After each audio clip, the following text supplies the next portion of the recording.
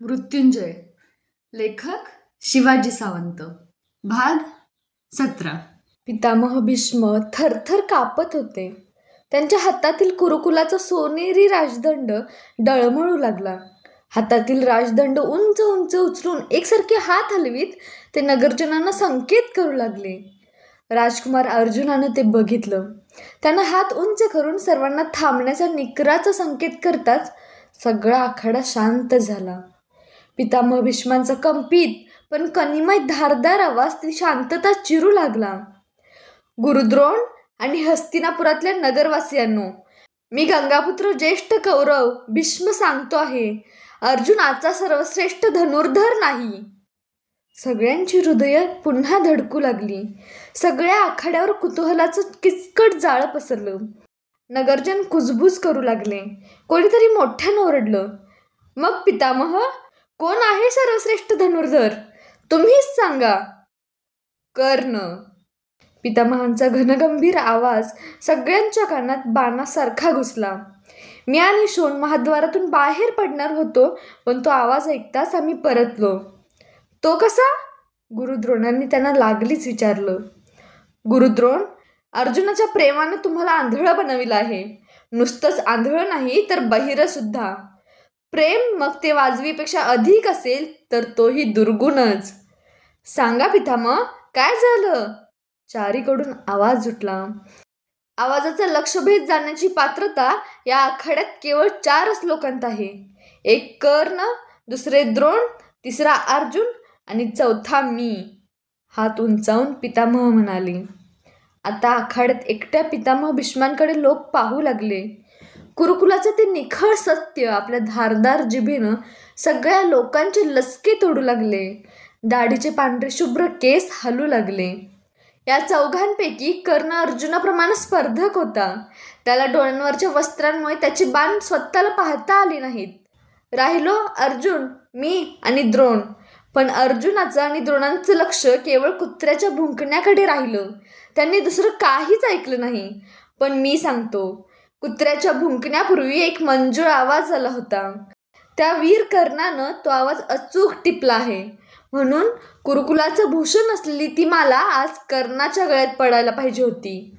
कसला आवाज पितामह? सगळीकडून प्रश्नांचा वर्षाव झाला.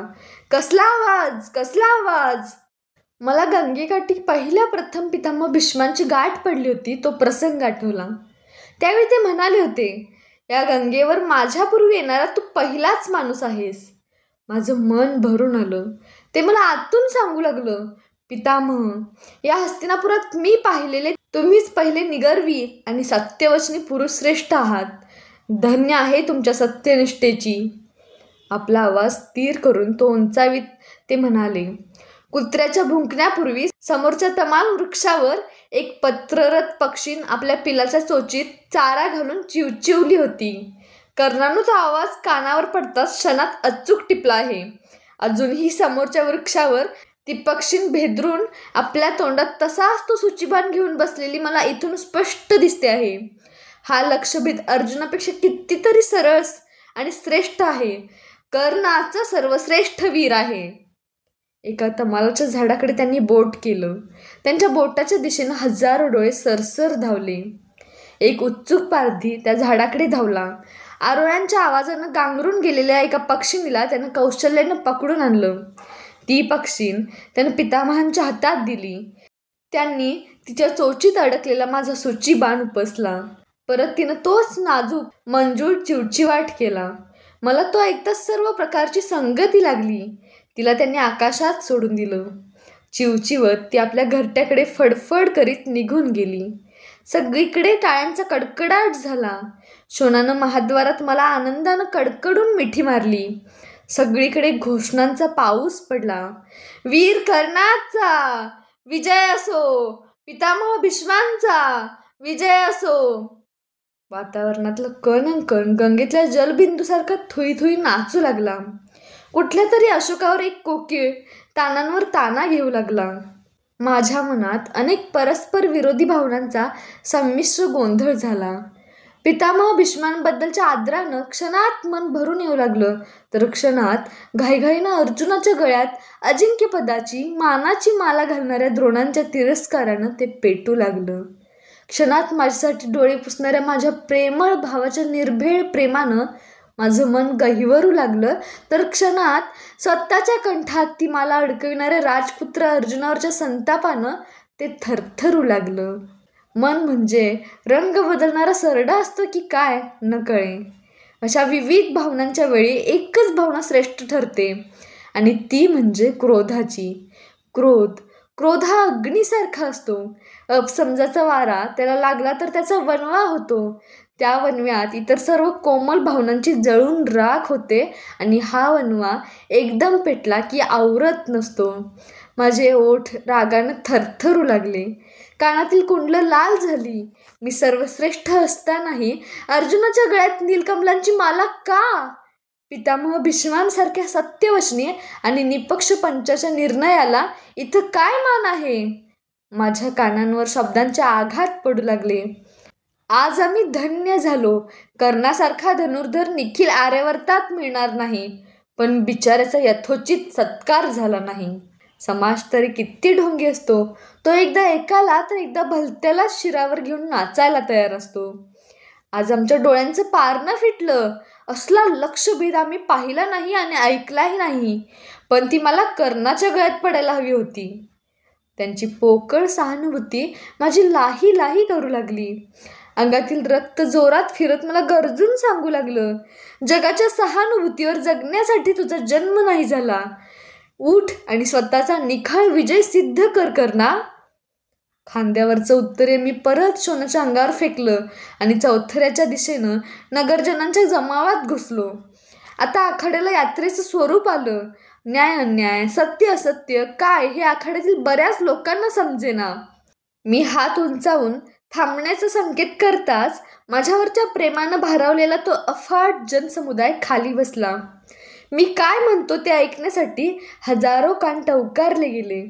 हात उंचावून उच्च स्वरात मी म्हणालो, माझ्या गळ्यात नीलकमलांची माला पडली नाही म्हणून माझा विजय कलंकित आहे असं जर अजूनही कुणाला वाटत असेल तर मी कर्ण हस्तिनापुरातल्या चौथऱ्यावर उभा राहून पांडुपुत्र अर्जुनाला द्वंद्वासाठी स्पष्ट आव्हान देतो आहे.